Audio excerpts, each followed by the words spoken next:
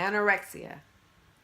Anorexia nervosa is a psychological and possibly life-threatening eating disorder defined by an extremely low body weight, extreme and needless weight loss, illogical fear of weight gain, and distorted perception of self-body image.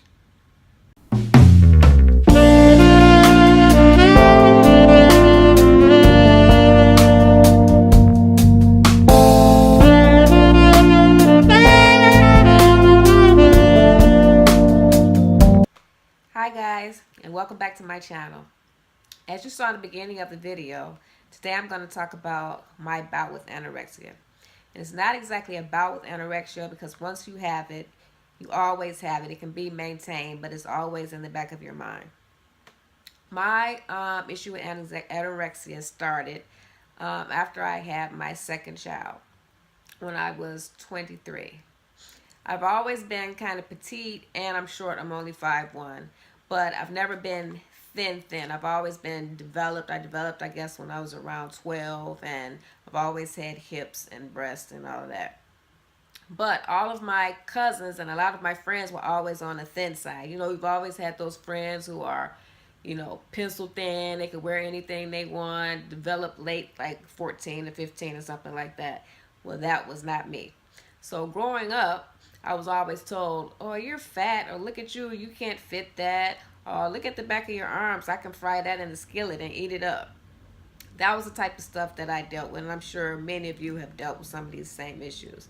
However, it didn't really bother me. I didn't think much about it. I was always self-conscious, but it didn't stop me from doing anything.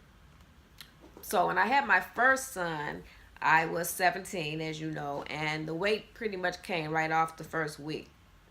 But after my second child, it took a little bit longer. It came off, but it was a little slower, I guess because I was older. So I was losing the weight a little bit. And someone said to me, I don't want to mention any names, someone said, oh, you're losing that weight really well.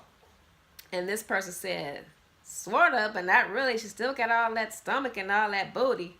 For some reason, however I made up psychologically, that rubbed me some kind of way.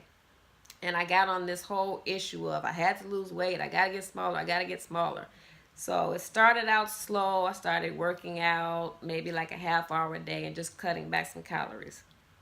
But after that, I saw a little result, but it wasn't fast enough for me. So I increased my workouts to an hour a day, and my calorie intake slowly decreased and decreased. And I just kept doing this for like weeks and weeks, and the weight came off.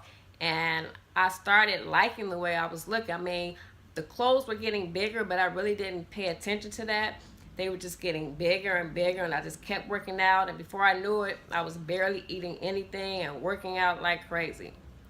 And then when time to eat meals, dinner especially, because that's around your family, I would like cut up my food into tiny little pieces or put napkins over part of my food so people wouldn't see that I wasn't eating, because by that time I couldn't control the fact that I wasn't eating. Because when you do this behavior for so long, in your mind you can't eat. Like you have no appetite and you can do nothing to make yourself eat.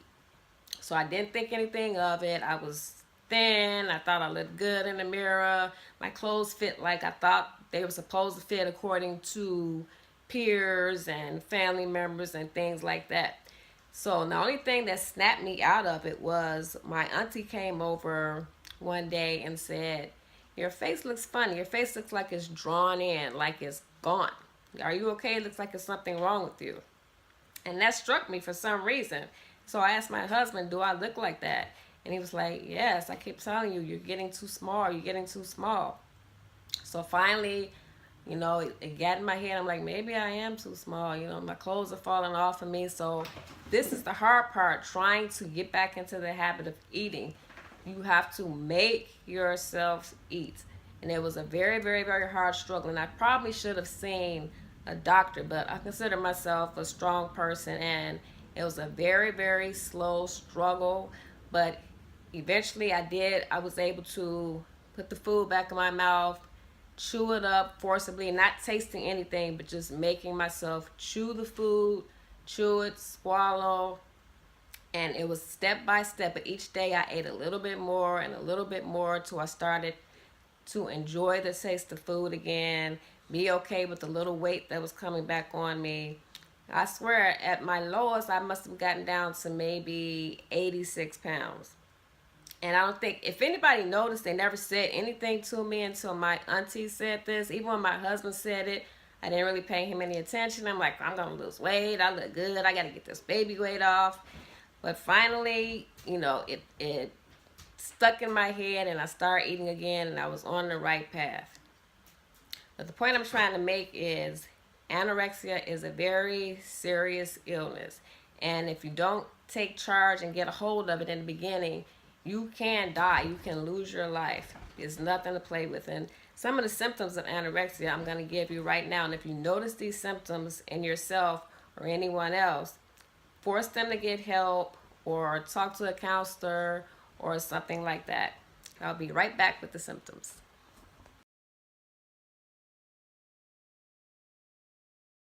Okay guys, here are some of the symptoms.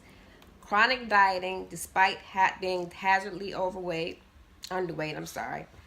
Obsession with calories and fat contents in food.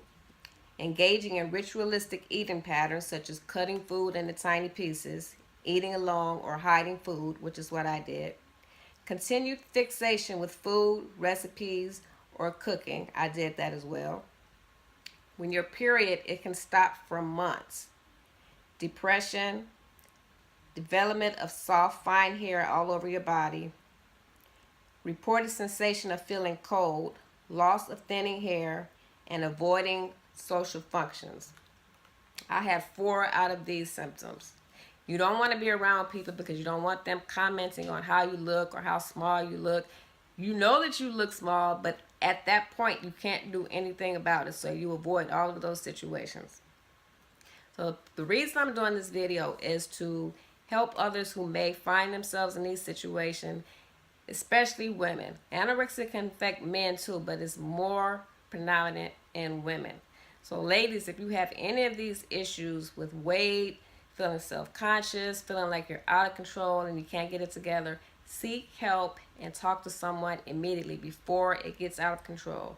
I consider myself very lucky I got a hold of it, and I'm doing very well right now. And what really helped me is getting into fitness and knowing what portion control is about, what protein, carbohydrates, and fats, what they're all about.